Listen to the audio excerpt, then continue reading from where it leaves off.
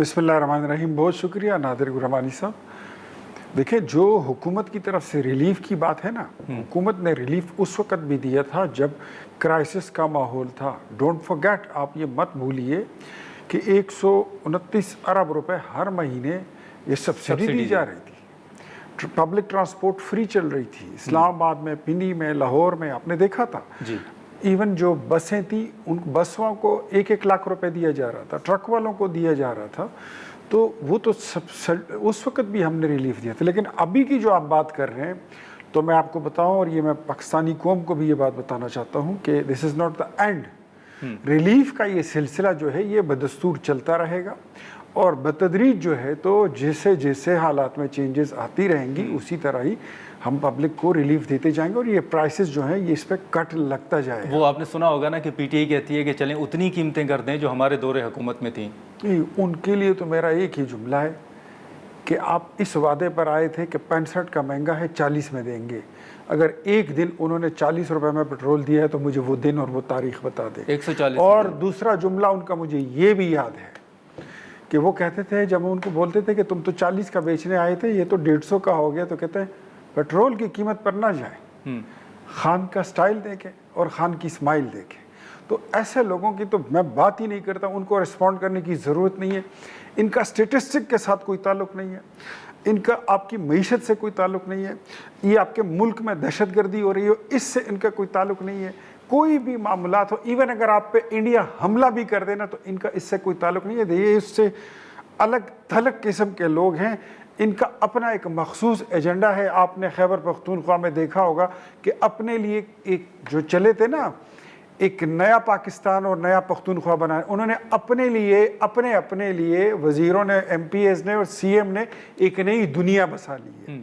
वो मरात का बिल लाए हैं जो खुदा की कसम रात को सुनते हुए मैं सोच रहा था कि ये अशराफियत तो यही है जो PTI में इस वक्त कौन से प्रिविलेजेस या कौन से इनको ओवरऑल जो सहूलियत, इतना लंबा पलंदा है, मैं आपके मोबाइल पे भेज रहा हूँ। अच्छा, एक ब्लू पासपोर्ट, सिक्योरिटी, कुक, तनख्वाहों में बढ़ोतरी, गाड़ियाँ और असिस्टेंट्स, 8 क्लाशनकोफों के लाइसेंस फ्री ऑफ कॉस्ट, और उसमें इतना लंबा पलंदा MPs को। यस। अच्छा। इनके जो MPs, honourable speaker, deputy speaker, वजीर, Musheer, special assistant to CM, और फिर ऑनरेबल मंत्री साहब जो हैं, उसको क्या कहते हैं, प्रधानमंत्री कहते हैं या क्या कहते हैं, वो इनके सुहेल अफरीदी साहब। सर, लेकिन ब्लू पासपोर्ट तो सेनेटर्स को भी ये सहूलत और ये मराहत हैं।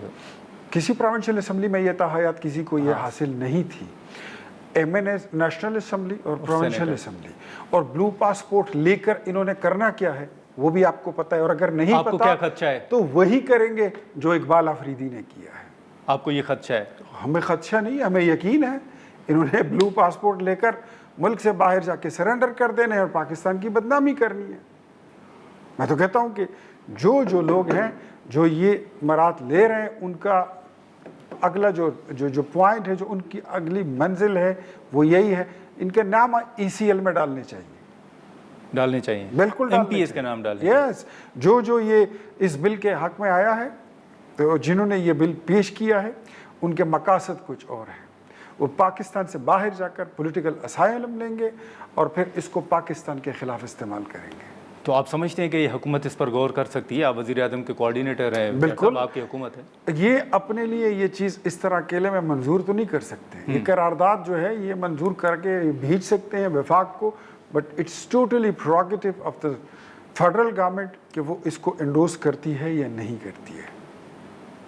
तो इसमें रुकावट आप समझते हैं कि मेरे ख्याल में ये होना ही नहीं चाहिए, और अगर हो तो ये फिर तमाम सूबों के कंसेंसस के साथ हो। पंजाब, बलूचिस्तान, सिंध और दीगर जो सूबे हैं उनके कंसेंसस के साथ हो, फिर उसमें इस पर एक यूनिफॉर्म पॉलिसी पूरे मुल्क के लिए होनी चाहिए। ऐसा ना हो कि मतलब ये मराहत जो पंजाब में नहीं हासिल, जो बलूचिस्तान में नहीं हासिल, जो सिंध में नहीं हासिल, وہ یہ جو مریخ سے اترے ہوئے لوگ ہیں ان کو حاصل ہو. لیکن اختیار صاحب اب تو آپ کہہ رہے ہیں نا کہ سہیل آفریدی صاحب وفاق کے ساتھ آن بورڈ ہیں, وہ میٹنگز میں بھی آتے ہیں, پرائم منسٹر صاحب بلاتے ہیں تو بھی آتے ہیں, تو دہشت گردی کے خلاف جو کاروائیاں ہیں اس پر تو پہلے سے اگر ہم کمپیئر کریں تو اب تو آن بورڈ ہیں. وہ خواجہ آصف صاحب بھی کہہ رہے ہیں کہ آن بورڈ ہیں وفاق کے ساتھ. تو کیا کریں, لائسنس ٹو کل دے دیں, کرپشن کی اجازت دے دیں, قانون کو اپنے ہاتھ میں لینے کی اجازت دیں, جو مرضی کرتے پھریں. وہ جو آتے ہیں وہ ان کی آئینی دستوری ذمہ داری ہے.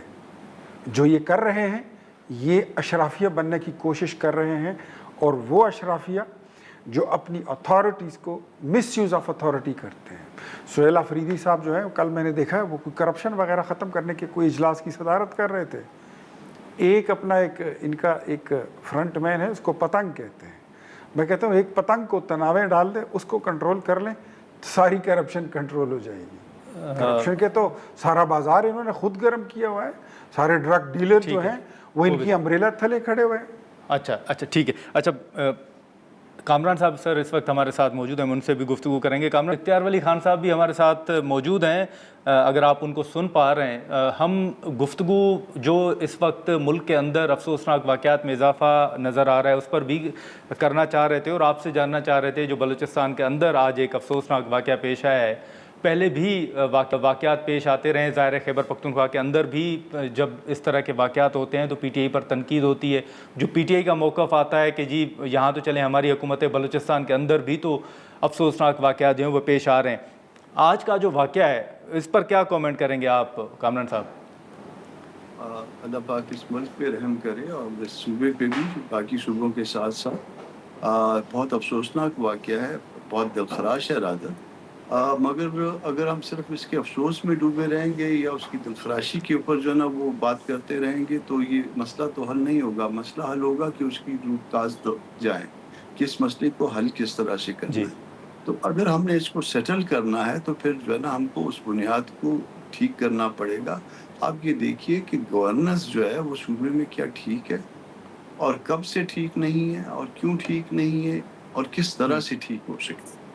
اور اگر ہم اس پہ بات کرنے کی کوشش کرتے ہیں یہاں پارلیمان میں, سینٹ میں, قومی اسمبلی میں, تو اس کو کل کر کے آپ جو ہے نا اس کو قالین کے نیچے جب چھپا دیتے ہیں معاملات کو, تو پھر یہ کسی دن جو ہے نا اسی طرح سے یہ چیزیں جو ہے وہ اپریپٹلی جو ہے سامنے آنی ہوتی ہیں.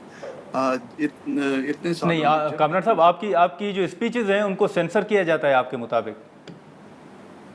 یا تو فلور نہیں دیا جائے گا, یا جب اس ایشو کو لایا جائے گا تو اس کو کل کر دیا جائے گا, یا پھر اس کو جو ہے نا وہ اتنا ڈیلے کیا جائے گا, آخری دنوں تک لے جایا جائے گا, اور اس کے بعد جو ہے نا وہ ہاؤس ایڈجن کر دیا جائے گا.